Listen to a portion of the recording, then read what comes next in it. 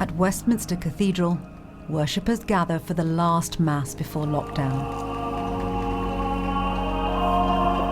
As winter draws in, the decision to end communal prayer has, says the Catholic Church, brought deep anguish to parishioners. It is, they say, vital that they keep their doors open.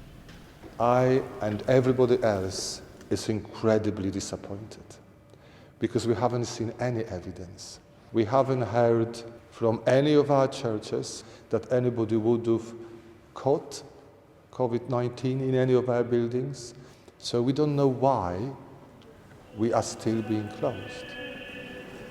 The Catholic Church says it supports measures to protect lives, but wants the government to publish the data behind this ban.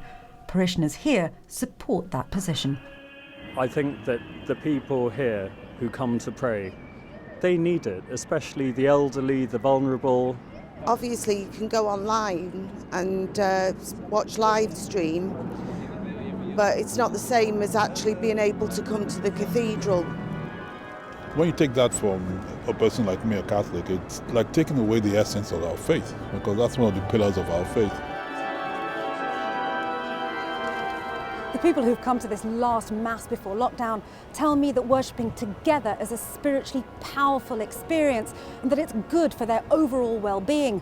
It's why the Catholic Church is asking the government to lift its ban. And it's not alone. A range of faith leaders have now written to Boris Johnson saying that there is no scientific rationale for the ban, and they're urging him to rethink. Muslims go to the mosque for communal prayer, and if we cannot offer communal prayer in the mosques, then we will have to close the mosques. If only individual prayer is allowed, then some faiths will experience unfair bias. The Church of England, criticised by some for its response during the first national lockdown, has this time joined the chorus of concern. It's calling on Anglicans to make this a month of prayer, but says the government must not take faith communities for granted. Although, of course, we will abide by the rules, of course we will, you can't, on the one hand, hugely value the work the Church does on the ground with the most vulnerable in our communities, and yet, as it were, cut off the oxygen of our life stream, which is our public worship and our communal prayer. Secretary of State Matt Hancock. Thank you very much, Madam Deputy Speaker. The ban on communal prayer was raised by MPs in Parliament this week.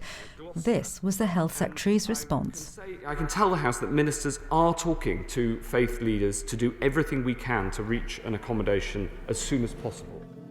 Faith leaders say they will continue to keep their buildings socially distanced and safe, and pray that the government will recognise the social solidarity and hope that worshipping together can offer a country in crisis.